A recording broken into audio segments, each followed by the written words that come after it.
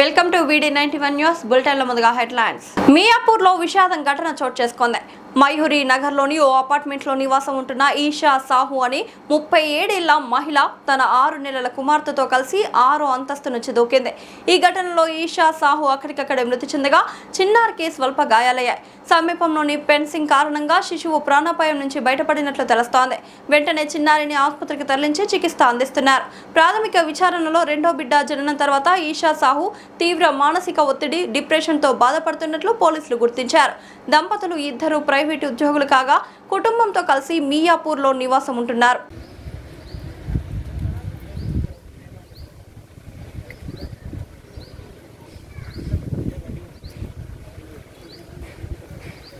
పల్నాడు జిల్లా పసుమర్రు గ్రామానికి చెందిన జాకీర్ హుస్సేన్ అనే వ్యక్తి టింకరింగ్ పనులు చేసుకుంటూ జీవనం సాగించేవాడు. అతనికి చిలకలూరిపేట రెడ్ల బజార్లో నివాసం ఉండే కాళేశా వలి భార్య మనీషాతో వివాహేతర సంబంధం ఏర్పడింది.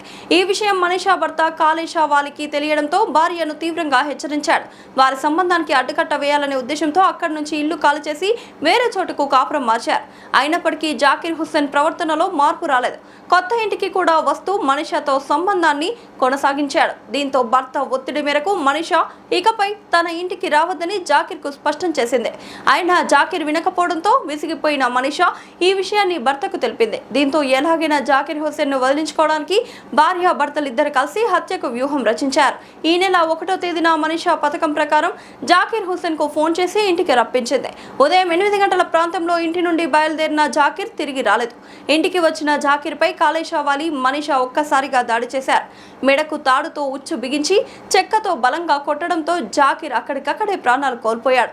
అనంతరం ఎవరికీ అనుమానం రాకుండా మృతదేహాన్ని ఒక ఆటోలో తీసుకెళ్లి వేలూరు జాలాది రహదారి పక్కనే పడేసి పరారయ్యారు. ప్రకాష్, ఈ సంవత్సరం డబ్బులు ఇచ్చా, నీకు పోయిన సంవత్సరం ఇచ్చా, మిగిలిపోయిన అంతకుముందు సంవత్సరం ఇచ్చా. ఇప్పుడు 7 సంవత్సరాల నుంచి నన్ను ఏది ఇచ్చుకొచ్చిను, ఇంకా నా వల్ల కాదు. ఎంతకంత ఇచ్చుకుంటే ఇస్తేనే మళ్ళీ మీరు వస్తే 2-3 వేలు ఖర్చులు అన్నీ పెట్టుకొని నేను పోవాలి. ఇంకా నా వల్ల అయితే కాదు. ఇప్పుడు నీకు ఏదైతే 18-20 లక్షల దాకా అప్పు చెప్పుకుంటా, నా వల్ల అయితే కాదు. ఇప్పటికి ఆ అమ్మాయికి తెలియదు. నువ్వు కాలు పొలం కాగితం పెట్టుకొని బ్లాక్ మెయిల్ చేస్తున్నావు కాబట్టి నా వల్ల అయితే కాదు. ఆ అమ్మాయి తెలిస్తే నేను ఆ అమ్మాయి ఎట్టని అరిసిద్దేమని ఇప్పటికి చచ్చిపోదాను. నా సంవత్సరం అడ్డకోలం కావడానికి నువ్వే కారణం, చేసిందంతా నువ్వే. నేనైతే నీ వల్లే ఆత్మహత్య చేసుకుంటున్నాను. నా చావు కారణం ప్రకాశ్రావు నువ్వే. అది సాంగే నీకేం పాపం చేశారా? నీకు నేను 1,03,000 ఇప్పుడంటే అప్పుడు తెచ్చిచ్చినందుక ఇవాళ నువ్వు అసలు ఇస్తా అంటున్నావు. వాడికి ఇప్పుడు నేను 22 లక్షలు కట్టారా? నేను 2 సంవత్సరాలు వాడు తిరగట్టినా కానీ కట్టినారా? ఇంకా నా వల్ల 5 రూపాయలు వడ్డీ నువ్వు తీసుకొచ్చుకోవటం దేనికి? నా నెత్తినేయటం దేనికి? ఇప్పుడు 7 లక్షలు ఆ మధ్యలో చెప్పటం దేనికి? అది నేను అడిగితే ఈ పాఠం ఎందుకని లెక్క చెప్తే నీది 7,40,000 అయింది. నువ్వు ఇచ్చింది 70,000. అప్పుడు 20,000, అప్పుడు 20,000, అప్పుడు 20,000. నేను చచ్చినా కానీ నా పిల్లలకన్నా ఈ రాయి. ప్రకాశ్, నా సాగు కారణం నువ్వే. ఊర్లో బాకీలన్నీ నా నెత్తినేమన్నాయి. మళ్ళీ నీకు ఇచ్చా ఇవన్నీ కట్టాలంగా నా వల్ల ఆడైద్ది. నీకు ఆ అమ్మాయి తెలియకుండా ఈ సంవత్సరం ఫస్ట్ కింద 42 క్వింటాలు అయితే ఆ అమ్మాయికి 30 క్వింటాలని చెప్పి అప్పుడు ఇచ్చా. తర్వాత రెండో టిప్ అంతే ఇచ్చా. నీకు నేను ఆడ తెచ్చిచ్చాను. నేను రేట్లు అమ్ముకొని కూడా ఆ అమ్మాయి ఎంత అంటే అంత దగ్గర వచ్చినా కానీ పాపం ఏ రోజు కూడా పట్టి చూడాలి. ఇప్పటికి ఇవాళ నీ వల్ల కేవలం మా సంవత్సరం అంతా గొల్ల అయిపోయింది. నా చావు కారణం నువ్వు. వికారాబాద్ జిల్లా పరిగి మండలం కాడ్లాపూర్ రైతులకు మద్దతుగా బయలుదేరిన మాజీ ఎమ్మెల్యే కొప్పుల మహేష్ రెడ్డి పోలీసులు రంగాపూర్ చౌరస్తాలో అరెస్ట్ చేశారు. ఇండస్ట్రియల్ పార్క్ కోసం భూములు ఇవ్వమని గ్రామ సర్పంచ్ రైతులు ఆమరణ నిరాహార దీక్షకు దిగారు. ఆమరణ నిరాహార దీక్ష చేపట్టిన రైతులను పరామర్శించేందుకు వెళ్తుండగా మహేష్ రెడ్డిని పోలీసులు అడ్డుకుని అరెస్ట్ చేశారు. పోలీసుల తీరుపై ఆయన మండిపడ్డారు.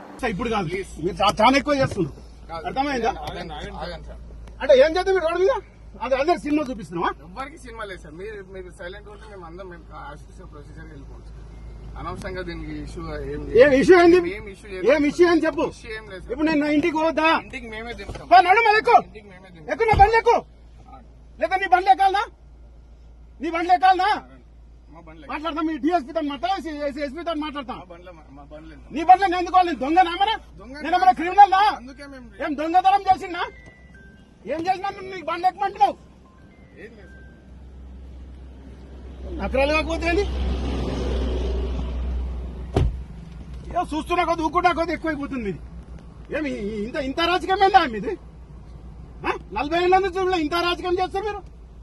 సుక్కలు చూపిస్తారు. మీ సంగతి గ్యారంటీ చూసుకోండి మీరు. గ్యారంటీ చూడండి మీది. నేను లేకపోతే నా పేరు ఇంకోటి పెట్టాలి. ఏం లేదు ఇంటికి పోతే మేడం 100 మంది ఉన్నారా? నా ఇంటికి నేను పోవద్దా? వెళ్తారు సార్, మేమే దింపుతాం. ఒక కొంచెం ఇష్యూ ఉంది. ఇష్యూ ఉండడం వల్ల ఏడికి నా ఇంటికాడనా? మరి ఏడుంది ప్రాబ్లం? ఏడ ఉన్నది ప్రాబ్లం? ఏడ ఉన్నది చెప్పండి. నాలుగురులో ఇష్యూ ఉంటే నా ఇంటికాడ ఇంటికి పోతా. నేను నా ఇంటికాడ పోతున్నా. ఏంటండి మీ సొంతలాగా ఎంపడి పడుతుందా? నేను ఏడికి రాను. నేను ఏడికి రాను. నేను సీరియస్ ఉంటే నేను రాను.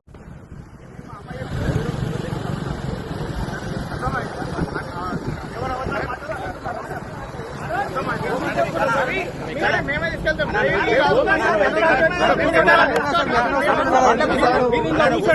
అర్థం ఎందుకు చేసుకో? నేను ఎప్పుడు అబద్ధం ఆడను.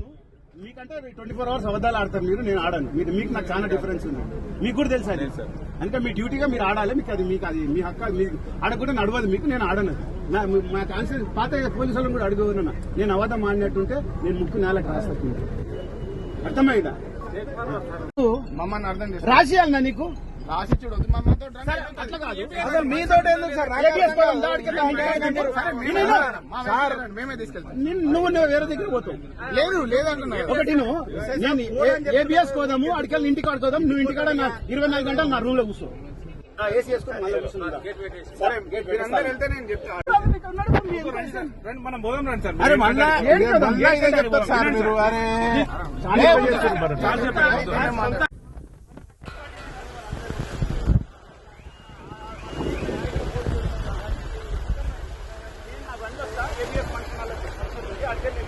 ఇవి 2 తప్ప వేరే దగ్గరకు వచ్చి మీ బండిలోనే వెళ్దాం. డ్రైవర్ వేరే దగ్గర డ్రైవర్ మీతోటే వస్తాడు. నేను నా ఇంటికి వస్తాను. ఇంటికి రాడు. నేను రాను నీ బండ్లో. రెచ్చగొట్టకుండా సార్ దయచేసి ప్రివెంటివ్ అరెస్ట్ చేయనికే నేనేం తప్పు చేయలే. నేనేం కాలపూర్ పోతున్నాను నీకు చెప్పలే. నేను నా ఇంటికి పోతున్నా. నాకు ఏబిఎస్ ఒక ఫంక్షన్ ఉంది. మీరు ఏడికెళ్తే మేము ఆడికి తీసుకెళ్తాం. మేము తీసుకెళ్తాం. మేము ఆ బండ్లలో మేమే తీసుకెళ్తాం. నేను మీ మొన్న కూడా అబద్ధాలు చెప్పినావు. నేను ధర్నా చేస్తే కేసు చేసినావు. అన్ని అబద్ధాలు చెప్తున్నావు. అన్ని అబద్ధాలు చెప్తావు. మనము ఏదైనా మాట్లాడితే కరెక్ట్ మాట్లాడాలి. నేను ఇంటికి పోతున్నా. నా ఇంటికి రాను. అర్థమైందా? ఇంటికి పోతాను. నేను చెప్తున్నా సార్. ఏం చేసినా మేము భయపడే సవాల్ డాకులు వేస్తే మీరు అనుకుంటున్నారు కానీ మీరు భయపెట్టి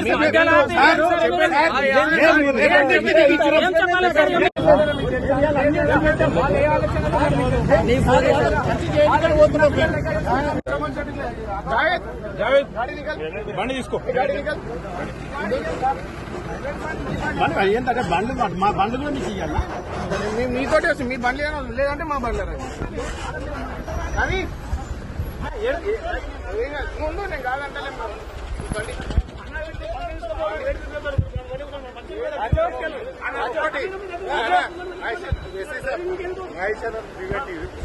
అరెస్ట్ చేస్తే ఇలా పదిల పెద్ద ఇష్యూ అయితే 2014 రాజశేఖర రెడ్డి ముఖ్యమంత్రి ఉన్నప్పుడు ఒక ఇష్యూ చేసినాం. మీరు రికార్డు తీసుకుంటే ఓపెన్ చెప్తున్నా. ఎవరైనా రికార్డు కూడా చేసుకోండి. ఏం వేకెట్ చేసుకోండి. ఏం కేసు పెడుతున్నా వేల మంది తోలుకొని వస్తాం. వేల మందిని తోలుకొస్తారు. పుణ్యానికి వచ్చిన మళ్ళీ వాటికి చేస్తారు. మాకు కూడా తెలుసు సార్. ఏం వేకైతే కేసు చేస్తారు. ఏబిఎస్ కోవాలి. నా ఇంటికి పోవాలి. వేరే దగ్గర నడిపించిన అనుకో నీ సంగతి చూస్తాను.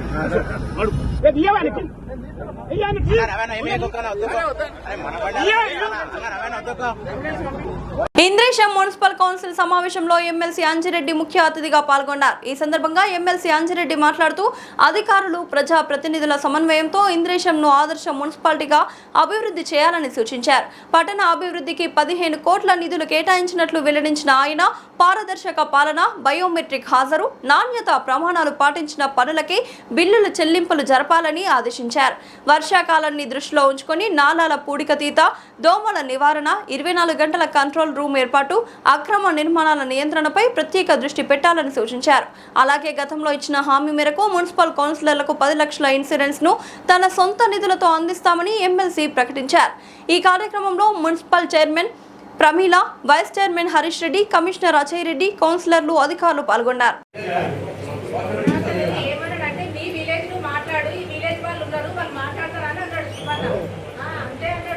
సజెషన్ వాళ్ళు ఓన్లీ సజెషన్ ఇవ్వాలి మాకు, అంతే. వాళ్ళు ఓన్లీ సజెషన్ ఇవ్వాలి, వాయిస్ కాదు.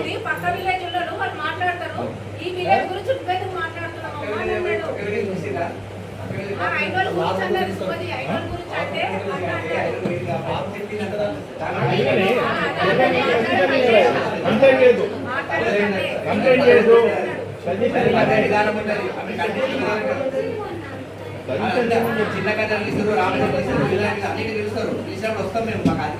రావాలి. రావద్దని ఓనర్ క్వశ్చన్ లేదు మా మీద, నేను క్వశ్చన్ లేదు, సజెషన్ చెప్పండి అంతవరకు. చెప్పాలి, క్వశ్చన్ లేదు, క్వశ్చన్ లేదు.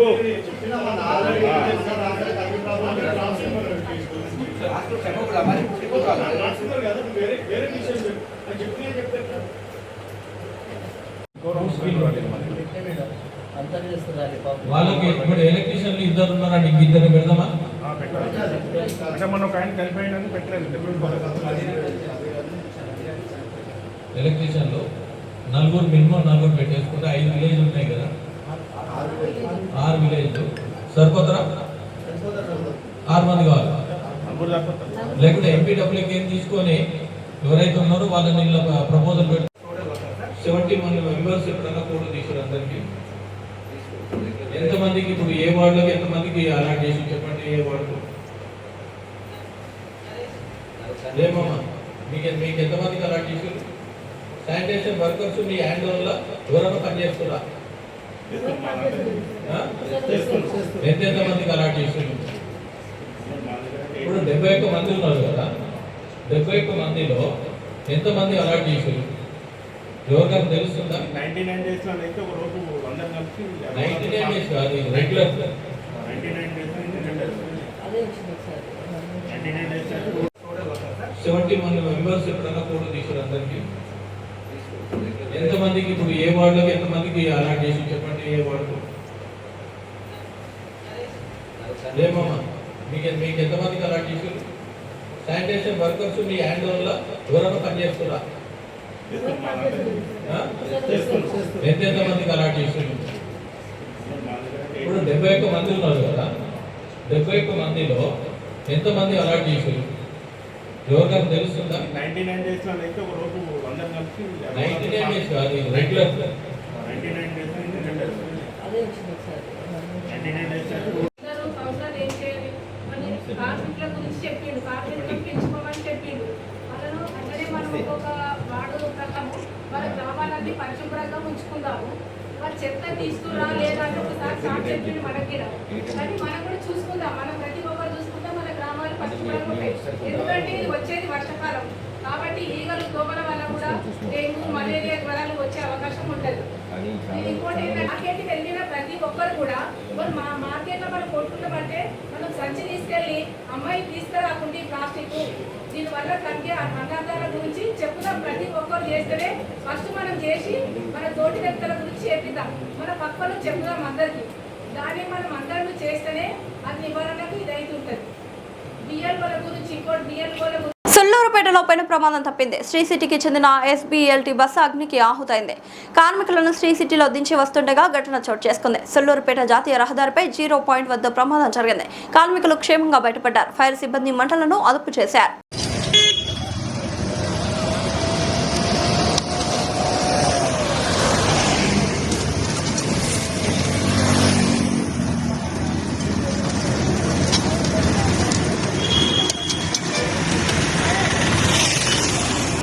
తిరుమలలో భక్తుల రద్దీ భారీగా కొనసాగుతోంది. సర్వదర్శనం కోసం వేచి ఉండే సమయం సుమారు 15 నుంచి 18 గంటల సమయం పడుతుంది. కొన్ని రష్ రోజుల్లో ఇది 20 నుంచి 24 గంటలు కూడా దాటుతోంది. వైకుంఠం క్యూ కాంప్లెక్స్ లో అనేక కంపార్ట్మెంట్లు నిండిపోయాయి. ఇటీవల టీటీడీ విడుదల చేసిన వివరాల ప్రకారం కొన్ని రోజుల్లో 21 నుంచి 31 తారీఖు వరకు కంపార్ట్మెంట్లు భక్తులతో నిండిన పరిస్థితి. గత వారం రోజుల్లో రోజుకు 83,000 నుంచి 93,000 మందికి పైగా భక్తులు శ్రీవారిని దర్శించుకున్నారు. జూన్ 7న ఒక్కరోజే 93,230 మంది దర్శనం చేసుకోవడం విశేషం. సర్వదర్శనం క్యూ లైన్ శిలాతోరణం ప్రాంతం వరకు విస్తరించిన దీంతో భక్తులు గంటల తరబడి నిరీక్షించాల్సి వస్తోంది. ప్రత్యేక ప్రవేశ దర్శనానికి కూడా రద్దీ ప్రభావం కనిపిస్తుంది. సాధారణంగా 2 నుంచి 4 గంటల్లో పూర్తయ్యే దర్శనం కొన్ని సమయాల్లో మరింత ఆలస్యం అవుతోంది. కాలినడకన వచ్చే దివ్య దర్శనం భక్తులకు కూడా 6 గంటలకు పైగా నిరీక్షణ తప్పడలేదు.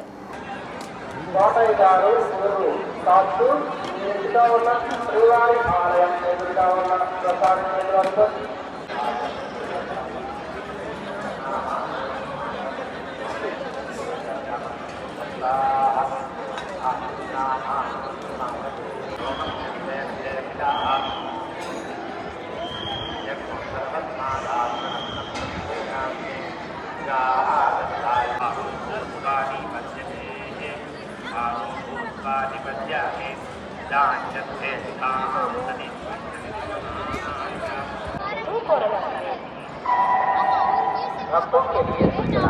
तिरुमला तिरुपति देवस्थानम ने तिरुमला के पद्मावती नगर नामक प्रांत में अश्विनी चिकित्सालय की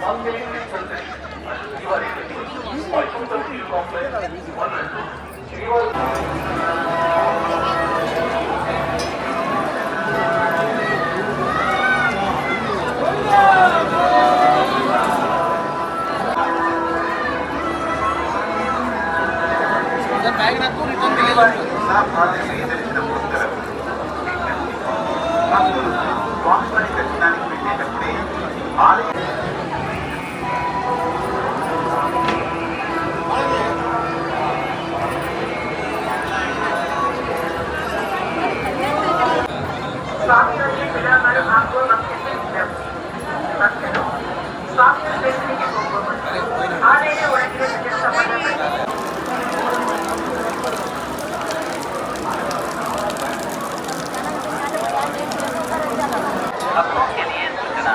तिरुमला तिरुपति देवस्थानम ने तिरुमला के पद्मावती नगर नामक प्रांत में अश्विनी चिकित्सालय की स्थापना की, जहां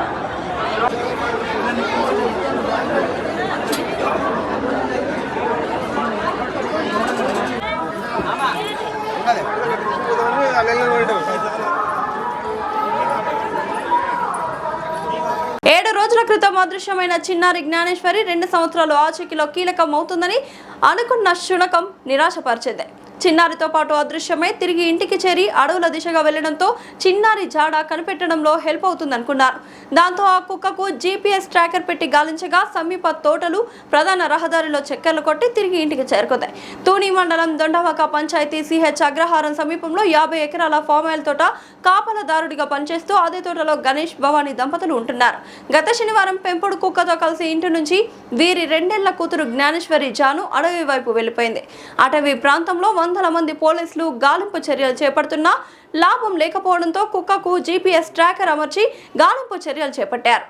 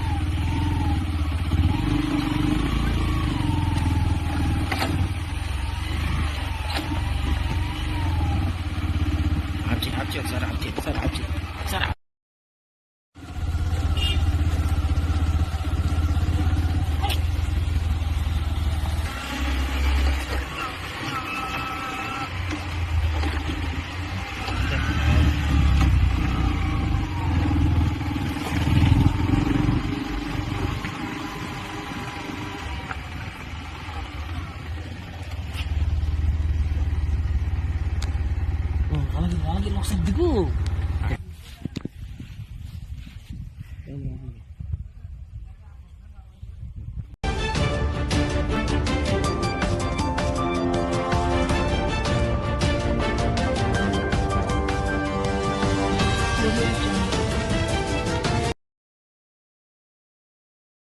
నమస్తే, వెల్కమ్ టు D9 టీవీ. నేను మీ Ramadevi. Shri Chaitanya group of schools, Balajinagar, కొర్రెంల పాఠశాల విద్యార్థులకు విద్యా నైపుణ్యంతో పాటు పాఠ్యేతర అంశాల కలయికతో కూడిన సంపూర్ణ విద్యను అందిస్తోంది. భాషా నైపుణ్యాలలో భాగంగా రాయడం, చదవడం, అవగాహన మరియు వ్యాకరణం, గణిత ప్రయోగశాల అంటే మ్యాథ్ ల్యాబ్ ఆధారంగా గణితాన్ని బోధించడం, సైన్స్ ప్రాజెక్టులు మరియు సైన్స్ పరికరాల ద్వారా విద్యాబోధన, స్పోకెన్ ఇంగ్లీష్ పైన ప్రత్యేక తరగతులు, కళలు మరియు క్రాఫ్ట్, డ్రాయింగ్, పెయింటింగ్ మరియు సృజనాత్మకత, శారీరక విద్య, క్రీడలు, ఆటలు మరియు ఫిట్నెస్, పాఠ్యేతర కార్యకలాపాలు అంటే extra curriculum activities, dance, robotics, communication skills, field trips, abacus, IIT olympiad, NCC, taekwondo మరియు యోగా. విద్యా ప్రణాళిక, syllabus CBSE curriculum. Sri Chaitanya పాఠశాల విద్యార్థుల మేధోపరమైన, శారీరక మరియు వ్యక్తిత్వ వికాసంపై దృష్టి సారిస్తూ సంపూర్ణ విద్యను అందించడమే లక్ష్యంగా అడ్మిషన్లు జరుగుచున్నవి. క్వాలిటీ మరియు స్కిల్ బేస్డ్ ఎడ్యుకేషన్ గురించి సంప్రదించాల్సిన నెంబర్లు 6305605061 మరియు 9000414233.